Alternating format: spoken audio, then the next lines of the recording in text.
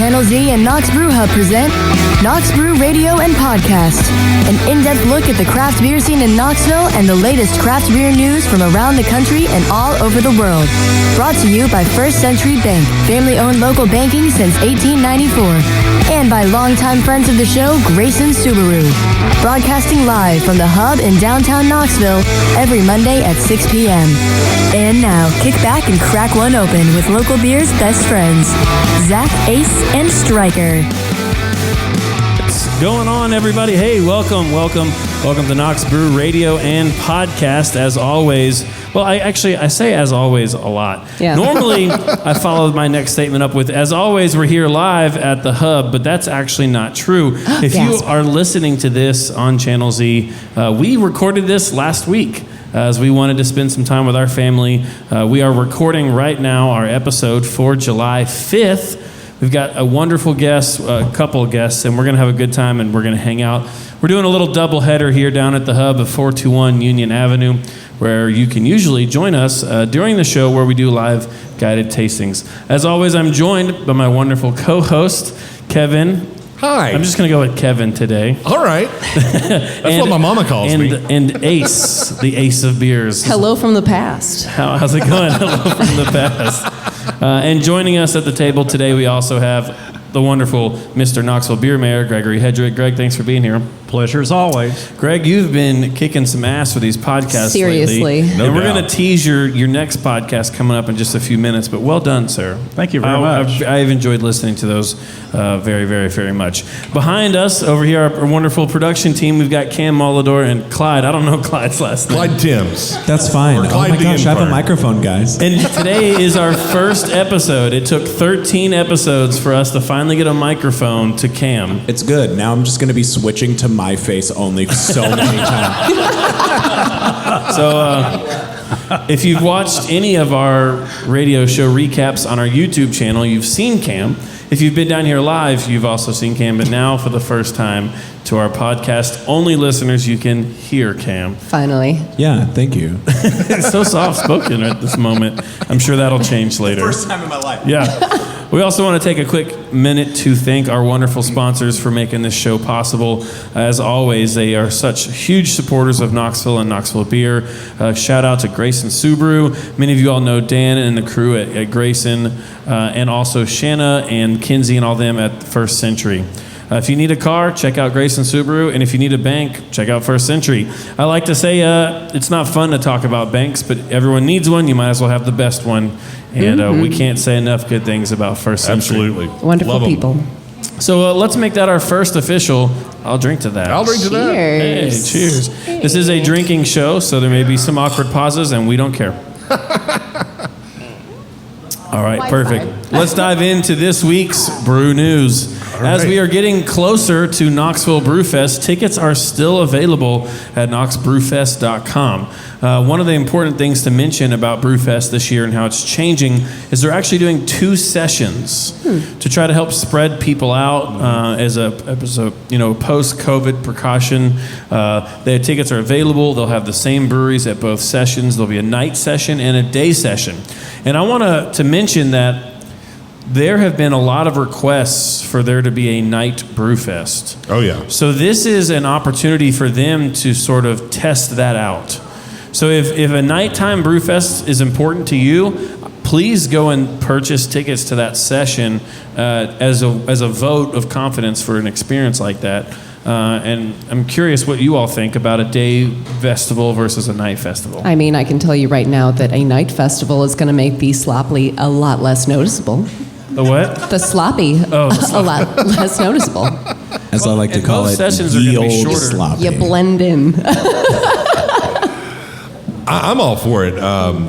Generally, as especially as the evening progresses and maybe it gets a little cooler in the evening, I am usually just my hair is all humid and poofy, and I'm just a big Beautiful. sweaty mess by the end of most daytime festivals. I thought you were born with it. Maybe it's Maybelline. Maybe a bit of both. Yeah, perfect. What do you think, Greg? My concern, also besides with Kevin, the hair thing is making sure they have enough beer for me in the evening. Yeah. Oh, That's what would horrify me. if you got the evening shift and they were out of You get the beers. dregs. Yes. Interesting. Yeah. Well, I'm sure they've thought of that. But tickets are on sale now for Knoxville Brew Fest, which will be kicking off Knoxville Craft Beer Week this year as well. So make sure to check that out. Oh, and the bees go to sleep at night. Yeah. Now, according to our next brew news story, Candace mentioned that BrewDog might be opening another location in Atlanta. So they are going to be opening an Atlanta location. I didn't exactly catch on when that was going to be, but they plan on having a brew pub on site. They also plan on having a beer school, which I thought was pretty That's cool. Nice. Yeah. BrewDog, for many who don't know, is a very well-known craft brewery out of Ireland, I believe. Scotland? Are they Scottish? Don't let it hear a Scottish man hear you say that. We're in trouble. And they have a second location in Columbus, Ohio, currently that is complete with a hotel that has a beer fridge in the shower. I love that. And also a dog park as well, which I hope to visit sometime this year. Heck yeah. So, How appropriate. all right, you heard it here. They are opening another location in Atlanta. Sweet. Now, as always, I'm afraid to ask, but I have to. Kevin, is there a seltzer report for this week? Well, you know there is. And, for those of you tuning in live on Channel Z or on the podcast or the YouTube channel, it's not nearly as entertaining as last week's amazing I mean, if you seltzer read this report. incorrectly, Oh, absolutely it will be. But but we do have a report. The Ann Arbor-based Holmes Brewery has upped the scale ante by introducing a thick, pulpy hard seltzer smoothie, adding large amounts of legit fresh fruit to the crystal clear alcohol base, a sparkling new trend. Founder Tommy Kennedy says the team at Holmes, which has crafted fruit-forward smoothie beers, tossed around the idea of a hard seltzer back in the summer of 2019 when the bubbly drinks were popping off. But it wasn't until the downtime of the pandemic that they'd sit down and actually develop it. Kennedy says, "We really wanted to differentiate ourselves in the market." Oh, wow, really? And differentiate themselves they did. Perhaps that's why the dairy-free, gluten-free seltzer is called Smooge. Oh, Smooge. With an M, not a P. It's Smooge. S-M-O-O-J. Wow, that doesn't make me think of anything from college. No. Smooge has an ABV of 5%, and sales of the brewery's two flavors, pina colada and strawberry banana, are equally popular with consumers and have taken off since their initial rollout last year. And so have the clones, particularly in the Midwest. Fair State Co-op.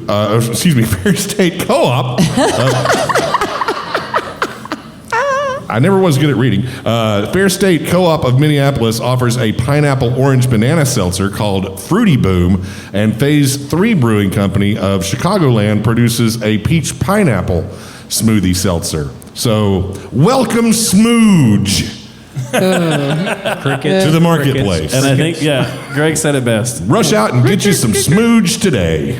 Oh, gosh. All right, and that's it for this week's Damn Seltzer Report. Get your Smooge on, people. Yeah, let's, This week's let's just end that one Smooge right there. News.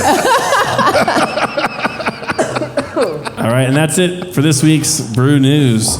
All right, Greg, we brought you up here to the table, as always, because you've been doing this great field work as far as taking the gear outside of these four walls and learning some great stories.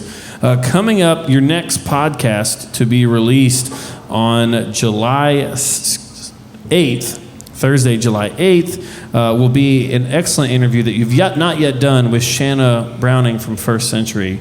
Yes. Obviously, you can't tell us about the podcast as you've not recorded it yet, but tell us a little bit about what you hope to look, what you're looking forward to that particular next Mayor's Report. Well, first of all, I want to thank you and Knox Brew Stories for giving me the opportunity to do what I love, which is talk about craft beer. And as far as hearing about Knox Brew Stories and who their sponsors were going to be, it was like, why would a bank be interested in sponsoring anything that promotes local craft beer? Yeah. So I immediately became curious. It piqued your curiosity. Yes. So I reached out to Shanna and met with her a couple weeks ago, and we scheduled something, and I told her how I like to sit down and do the interviews. And I said, I like to sit in a quiet place where there's no interruptions and where we can sip on a beer while we're doing the conversation. And she says, oh, we can do it at the bank. And I said, wait a minute. I was born too early in life. You mean there's actually a job where you have beer at the job that isn't a tap room or a brewery? So she's promised me that they have a meeting room there at First Century Bank where they have beer. Yep. Wait, like on site they have the beer? Yes, She's they have picking it up? beer on site for me to consume. Well, I mean, if that was the case, if I could walk in, I'd probably be like, here's all my money. Let's talk. So I said, if you're going to have a bank, it might as well be the best That's bank. true. No doubt. I'm going to have to get some of that money stuff so I can go visit that bank. The only bank I've ever been to gave me like a 25% APR. I didn't no get a idea beer. what that means. Yeah, it was terrible. So I kind of want to delve into the reasoning behind why First Century Bank is interested in sponsoring Knox Brew Stories. Well, I really look forward to hearing that podcast, and thank you for the hard work you always do for us, Greg. We appreciate it. That'll be coming out on July 8th, and that'll be available wherever you get your podcasts. Just search Knox Brew Stories. Thanks, Greg. Thank you, brother. All right, that's it for this week's Brew News officially. Let's take a quick break. We always love music and we love beer. So what are we listening to today on Channel Z? Well, since we're doing the double header, like you announced at the top of the show, I wanted to dive in with something that was really appropriate to these double headers. So here's a little Amy Winehouse with Rehab on Channel Z.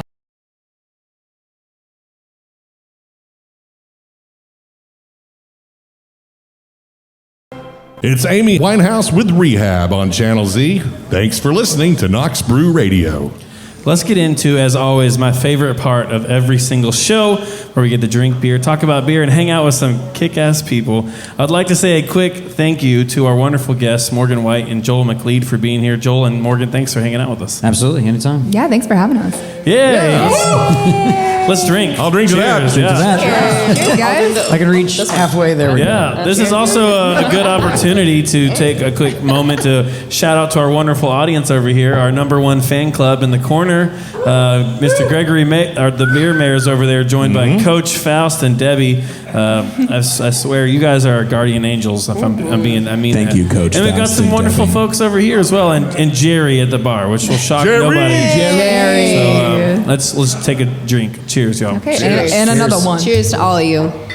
Jerry's So- the king of giving me fist bumps. Every time I walk in, Jerry gives me a fist bump. It's perfect. I've gotten about 5 fist bumps in a night from Jerry. I mean, they just don't stop.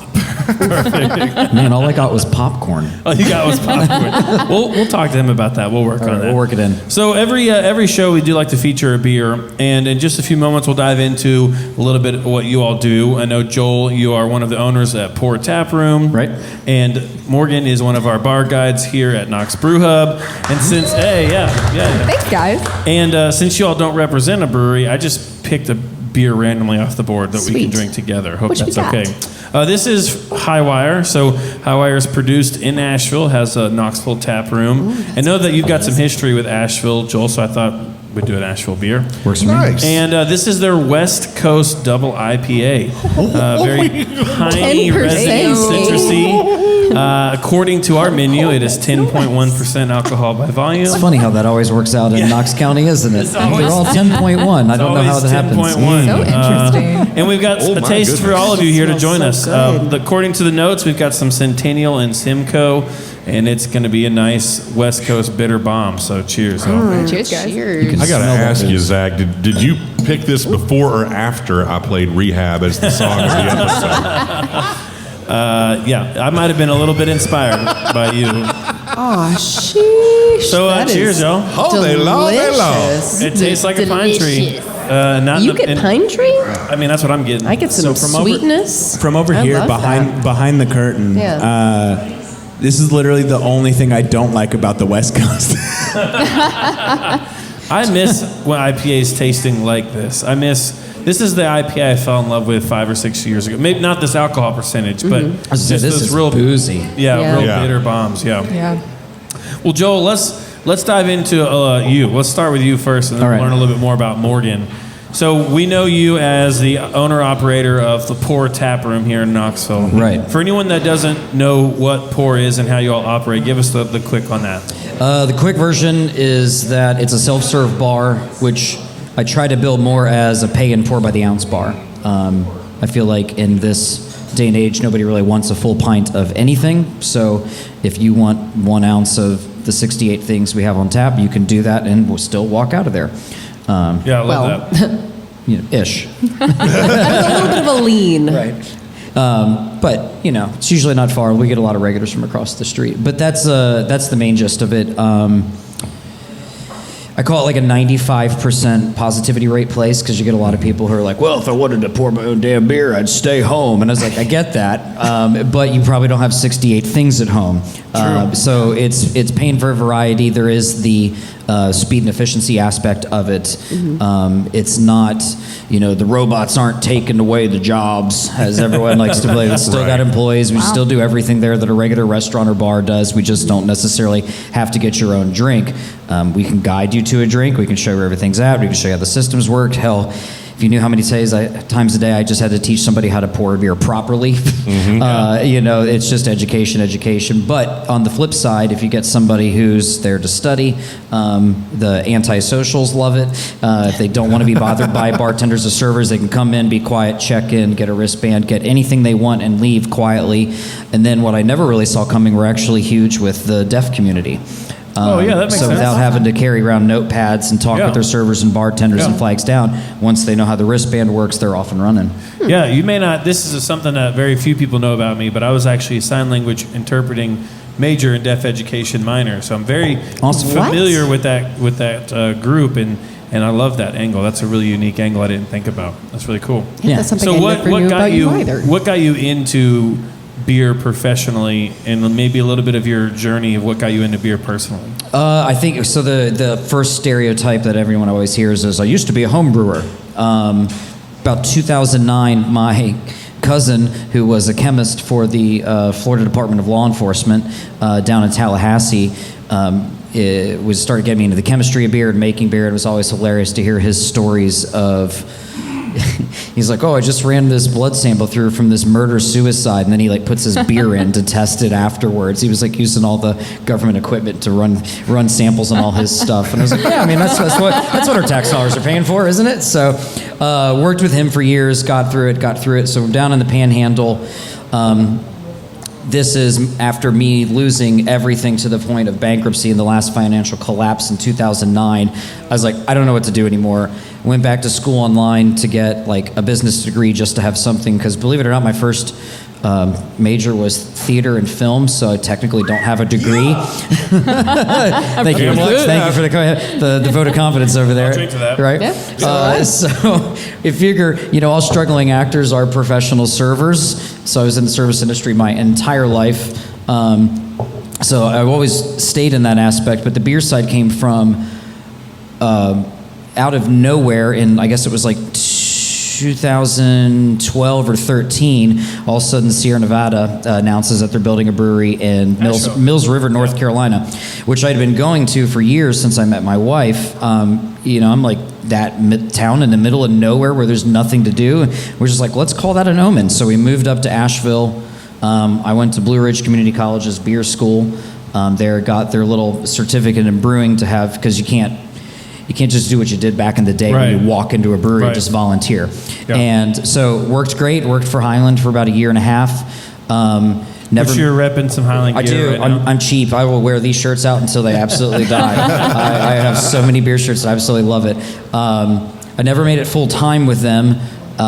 So I put in an application at Oscar Blues as a cellarman, ended up getting that. And then lo and behold, that's when I discovered the Pour concept over in Asheville, and my dad's financial side of my brain kicked in. I was just looking, I was like, ooh, dollar signs. I was like, this is amazing. Yeah. Literally September 2015, just sent a message to Nate, who was the founder of that Pour Taproom, and was like, if I do this in a non-competing market, would you give me some pointers? This is a really cool system. And that turned into, we're considering licensing the concept out to people. Oh, very cool. Met a guy in Asheville who's born and raised over here in Knoxville, and he's he wanted to be more hands-on instead of hands-off. Actually, the small world connection is Pete's coffee shop. his oldest son, Sam Nator, is our main investor that we met in Asheville. Oh, yeah. So it's like the usual thing. You know, there's only 2 degrees of separation in Knoxville. Oh, yeah. How much you try to get away from people, everywhere you go, you run into somebody you know. And that was it. That was literally it. He's like, why not Knoxville? And I was like, I've never been to Knoxville. Yeah. One thing that's crazy about what you just said is like you can meet someone and you can look them up on Facebook and you have 47 mutual friends. Yeah, you're like, how do I not know this person? Yeah, you know? it's like, you're a total stranger, but yet we know 1,000 people. Yeah, it was like, and that was something I think I probably learned with the advent of Facebook, and then finally, you know, getting into my 30s and now 40s was you never know who you're talking to, so don't say something stupid. Vet that person first, because you might be making fun of a person they know personally. You know, that might be the only time Facebook has kept people honest.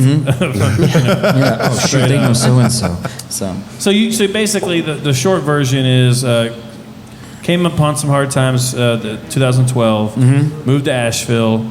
Started to get into the beer industry, came across Pour, and found your way in Knoxville through some connections with people you had met through there. That's it. How has your time been going from Florida to Asheville and now being in Knoxville?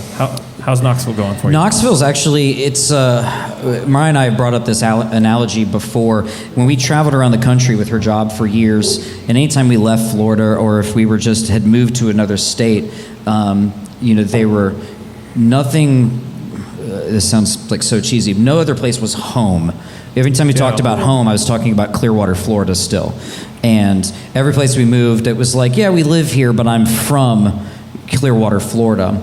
And then, even though we only moved here for business and literally dollar signs, and regardless, I didn't care about the town, we absolutely ended up loving it. It was like we knew we were going to be busy as hell when we opened up, and we were like, oh, we got to do this wine dinner, we got to go to the opera, we got to go to the ballet, we got to see this theater show. 3 Dog Night's coming, whatever, book it. Like, we were just doing everything we could. I'll bring to that. Yeah, for the fellow transplants, I will definitely drink to that. And so this has been the first place in a long time we've actually called home. We actually love it here. The missus loves it. There's 4 seasons. The people have been great. The activities are great to do. And I will probably become the person I make fun of when everybody, if you're from Florida, you're like, no, snowbirds. And then we move up here and I still miss my beaches a little bit. So I'll have a house in the mountains and a house on a beach somewhere and make fun of myself. So, Hell yeah. Hey, best of both worlds. Hey, and shout out to Allegiant Air. You can fly. Oh, that's a blessing in disguise. I can be at my parents' condo on Indian Rocks Beach in 98 minutes.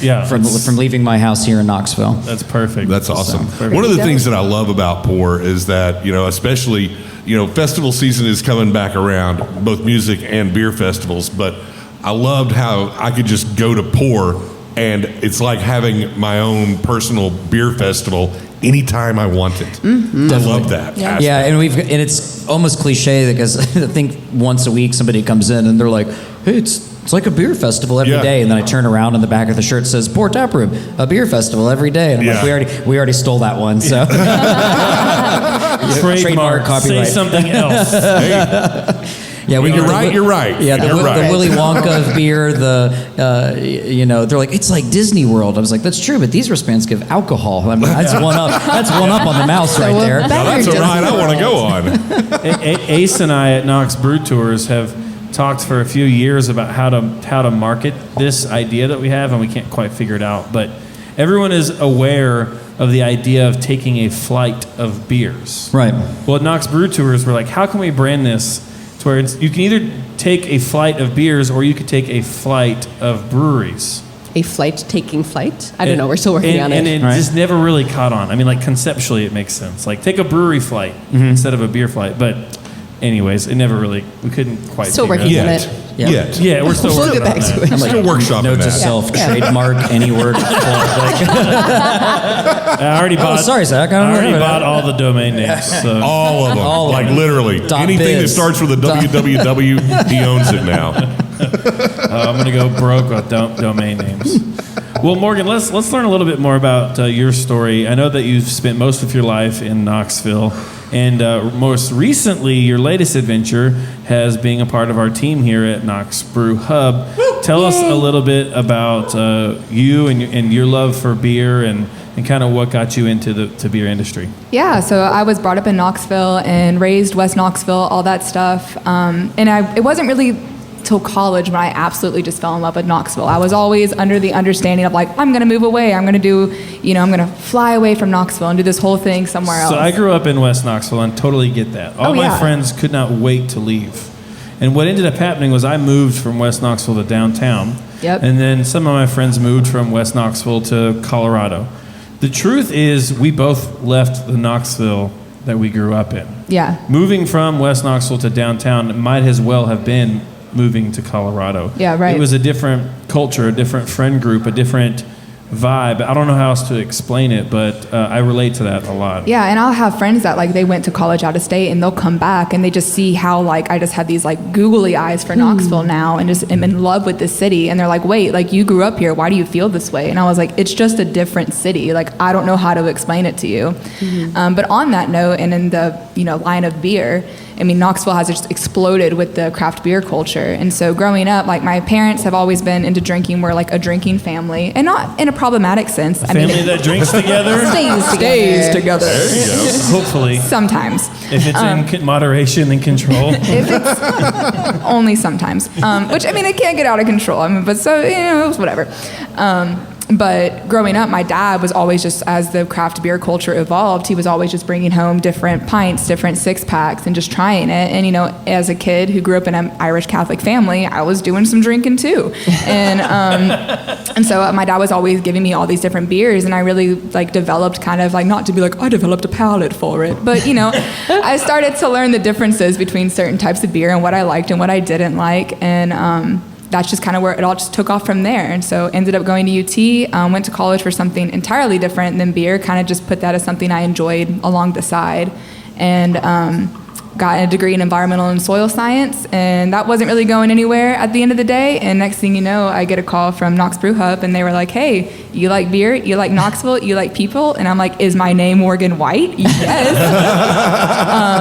And so here I am, and it's literally just been the best time to actually kind of delve into that interest that's kind of been instilled in me since I was a kid, just growing up here and getting to explore and grow with the Knoxville beer culture kind of as it took off. Well, we're happy to have you as part of the team, so thanks for being here. We appreciate you. Yeah. Okay, so this question, I have the same question for both of you. Okay. But I'm excited to hear the answers because you've been in the service industry for how long now? Man, if I go back to my first dishwasher job at a barbecue restaurant, I was 15, so 27 years. And Morgan has been in the service industry for how long? Okay, I served for a year, and then I worked at a coffee shop for 2 years, and now I work here. So probably 4 years total, maybe. That counts. Coffee shop counts. Yeah. It's still annoying customers. Honestly, people there are worse than any other venue. So being in the service industry and being predominantly in the craft beer industry, serving craft beer to craft beer lovers for the most part, what would you both say is your favorite part of that, and maybe a part that sometimes you struggle with a little bit? You go first, Joel. Okay, thinking. I want to hear your answer. No, just kidding. I mean, one of the things I like about pour is I call it kind of the great equalizer.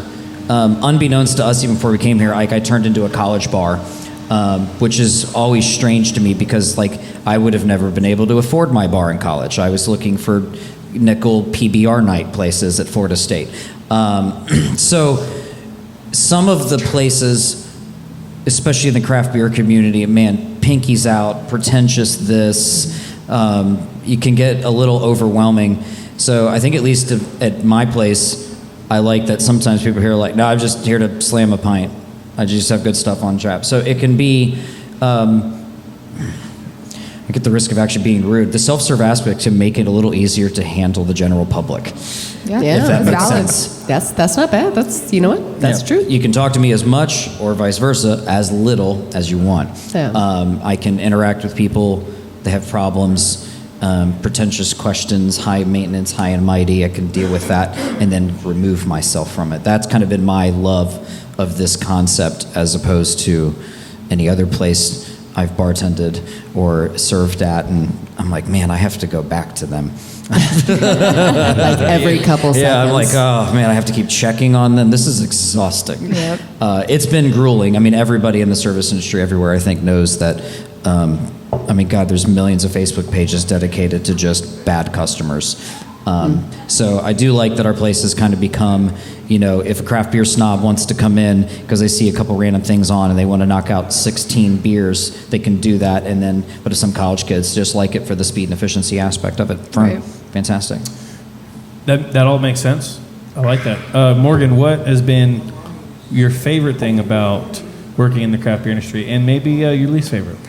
I just feel like my favorite thing. Okay, by the way, Jerry's over here going me. Fist bump.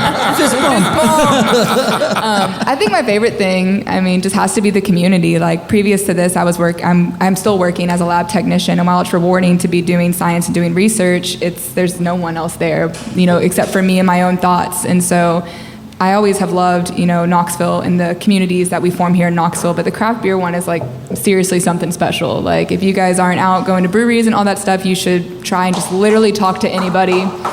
Like they'll be so happy to talk to you, and that's just been so rewarding. Like to serve someone a beer and also maybe get their life story, and all of a sudden their kids are named after you, and you're also someone's godparent because that's just like how close everyone is.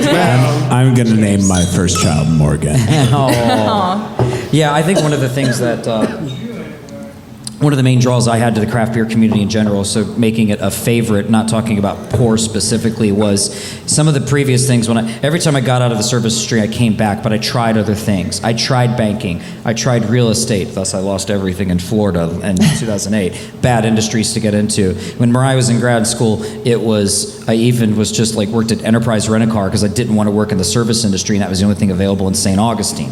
And your only job for a corporate entity is to put your competition out of business. Number one rule. That's all you do. You're out to fucking destroy the competition. That bank over there, kill them. That realty company over there, put them out of business. There's a healthy competition in the beer community, but no one wants anyone to fail. No. There's a camaraderie to it that's just healthy. It was working at Oscar Blues and somebody coming up and saying, our yeast didn't come in today. Can we steal some from you? Sure. Bring a sanitized bucket over. If that would have been banking, can we come over and do that? No. Go screw yourself. It was. That's been my favorite thing is, if you're not looking at pretentious people, whatever, nobody really wants anybody to fail.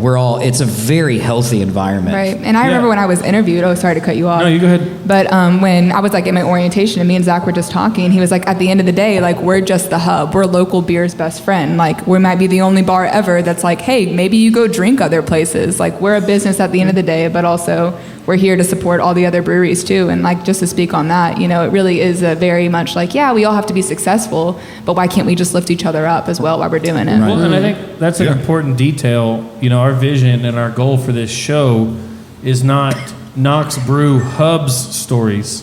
Right. It's Knox Brew stories. Right. We've had Tony on from the Casual Pint. We've had Joel from Pour. Our goal here is to tell the story of Knoxville beer, not just specifically things happening at the hub. So this is a great example of what you're talking about, Joel. And the concept predates the hub's existence. Absolutely. If anything, that's what Knox Brew Tours, the shirt that you happen to be wearing at the moment, kind of led off to you were telling the stories of Knoxville beer before there was a Knox Brew Stories. True. And so it's just kind of transitioned in stages to now we have this lovely hub as well. Yeah. Well, thank you very much. A physical home space. Well, we've got time for a few more. I agree. Thank you. A few more questions. But Joel, why? And Morgan, you can answer this. Kevin, Ace, Cam, this is a question for everybody here. All right, bring it in. The point that Joel just brought up, the camaraderie, the desire for everyone in the industry to be successful and to not want people to fail. Why do you think that is? Why do you think it is that the craft beer industry? We have a hand in the corner already. Yeah. I've always said, this is something that I've said for years now, working in the beer industry, is that working in beer is akin to being a part of the coolest fraternity you could ever think of. So you are surrounded by competition, but even more so, you're surrounded by community and collaboration. The level of collaboration of people working together because they love what they do and they see that you also love what you do and they want to see you succeed. So that's what I love about beer. Yeah. Absolutely. I'll drink to that. Yeah, I'll drink And Yeah. to piggyback off of Ace, something that I've thought of is I was not cool enough to be accepted to a fraternity, and I didn't rush, so like I didn't try. I didn't have to pay for my friends. Also, Shots fired. yeah, that's my dark burn. But I will say, it's akin to a writer's room, right? Like as you were saying, you were a filmmaker or film theorist or whatever. You know, when you're sitting in a room, everyone is talented, right? Everyone has something to bring to the table. But if someone brings an idea that's better than yours, you're more excited to hear about that idea than to be jealous of that idea.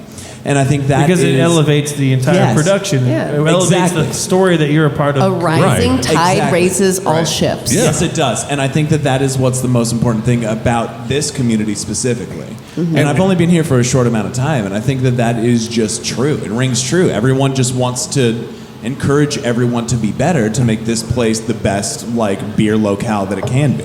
Well, and Cam, to that point, you touched a little bit about how Knoxville in particular is a part of that. I love hearing the stories from folks like you guys that have been a part of the craft beer community outside of Knoxville as well, because I've been in Knoxville pretty much my whole life, and I know that there is a unique sense of camaraderie to Knoxville in and of itself. Yeah. So I didn't know if that was unique to our craft beer community or if it was something that's out there in other places as well. And I'm thrilled to hear that it is, common in other cities as well in their craft beer community. I think it's everywhere. I mean, you have, and it's probably something as microcosmically, speaking as damn the man. Almost everybody's a small business owner. Right. They're trying to get their 11% share of the craft beer market to 12 or 13.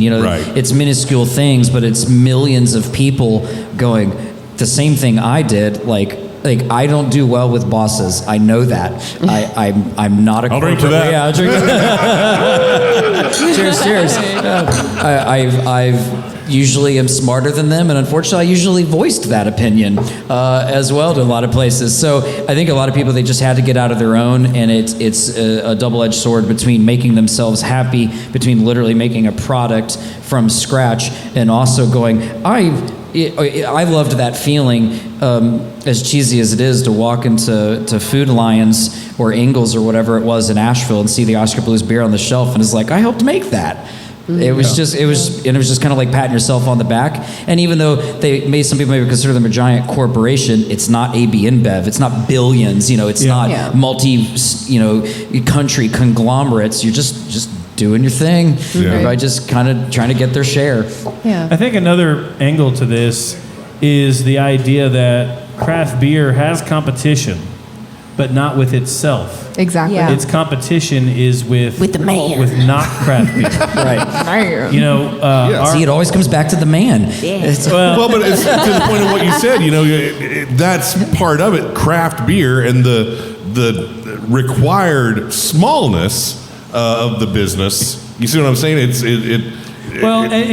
built in to a degree. Well, we do have some very large craft breweries. Well, yeah. And what's great to see, I think Sierra Nevada is a wonderful example of this, is that they do have a large percentage of the share, but they are still embodying the spirit of not being penny pinchers, of not being super focused on profits only, by putting their employees first, by putting their environment first, by creating things that are having a positive impact on nonprofits, and that's been my experience, at least with Sierra Nevada. Yeah, when they announced they were coming to Mills River, it was probably they announced they came in. They must have had 60, 70 meetings with every local brewer in town.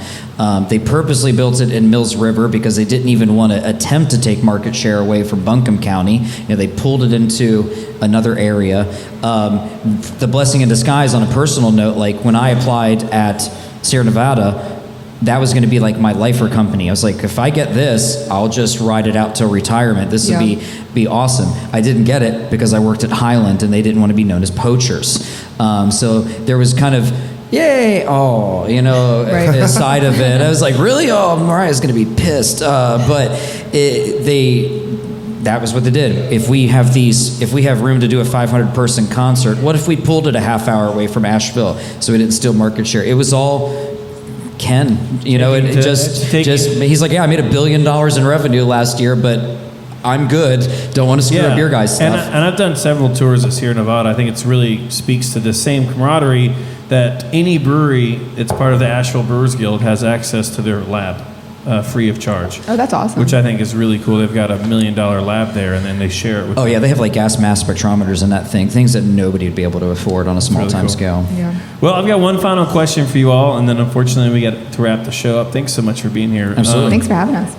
COVID-19 for a lot of people in a lot of ways was a really terrible thing. It was a lot of challenges and very hard for small business owners and a lot of things like that.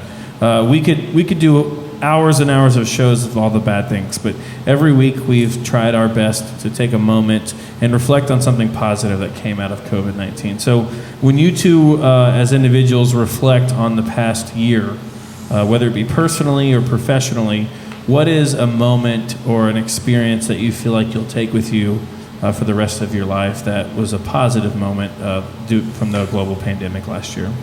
I don't know. I think a lot about like COVID was a lot of scary thinking about the future. And I really, really struggled with that as someone who likes to control things and kind of has to have a plan. COVID made me surrender that mentality entirely. And so I think it's really made me more present as a person, and just all those scary thoughts about the future. I've just had to like, shut up, mind, like don't think about that. There's no control over those situations. And I think it's really enabled me to appreciate not only like what's going on professionally, you know, and take opportunities as they come and not worry about what that's going to make happen in the future or not make happen in the future. It's just like, oh, does this bring me joy? Sure. Like, let's do it. Is it not destructive? Great. Like, let's go for it. Even better. We need both. Yeah. Preferably. Joyful and constructive. It's a good thing. And also it's just made me appreciate like Knoxville as a community. It was really insane to see the amount of support that local small businesses got. And I think it really brightened up the city as a whole as much as these businesses hurt. And I'm sure that you guys can both testify to that during the pandemic. But it's kind of crazy to see as soon as, you know, the CDC, mom said, like, take off your mask and go outside. Like, everyone was so ready to just support everyone in Knoxville. And I think that was really powerful to see, too. Mine, I'll extrapolate a little further. The weirdest thing to come out of the COVID-19 last year for me personally is, call it a personality flaw or whatever, is I'm a glass half empty person. A lot of times that had to do with just preparedness, plan for the worst, expect, and then if anything goes over that bar, that setting, you know, you made it better than what you could. When we lost control of everything, when everything was an unknown, I was like, you know, in the middle of it, I'm like, open a bar, I said, it'll be fun, yay. You know, I'm like, it was, you know, was there a couple tears, a couple points? Yes. Was it unknown? Did I know if I was going to be able to pay back the SBA or like from loans? And at one point, I just woke up one day and it flipped, and I became a glass half full person because I think I officially had to accept that I didn't have control.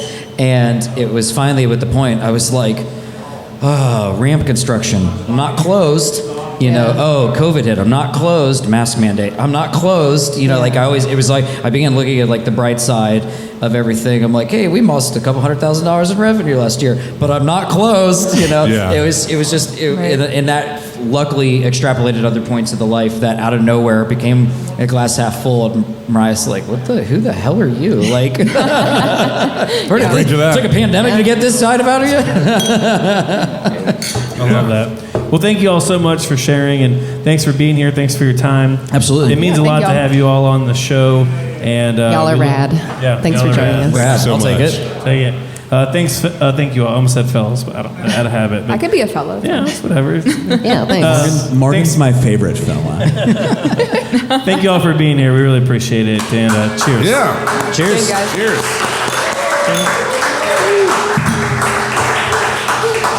All right, folks. For this week on tap, please, we won't be doing this week on tap live on the air as we pre-recorded this show for you tonight. But you will most definitely still get it. I got you. Yes, we still definitely are doing it. Check out knoxbrewstories.com/blog. to see this week on tap. Also, we normally do the next week on tap, where we tell you what we have planned for next week.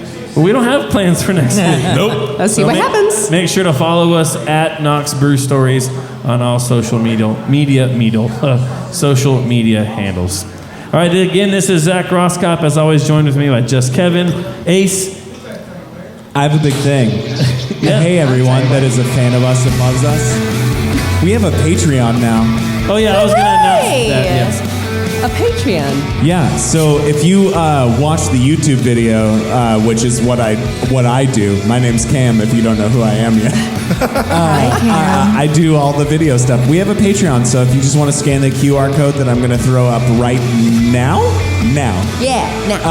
go ahead and scan that, and you can contribute $5 to get a free shout out on any of our live broadcasts. Yes. There are a whole bunch of other tiers, and the top tier, if you want to be a big friend and family member, some really rad stuff. So We love y'all. Thanks for loving us. and every single dollar that you pour in here is going to pour right back into the show and nowhere else. So we love you, and I'm going to say that, and Zach will do it next time. All right, perfect.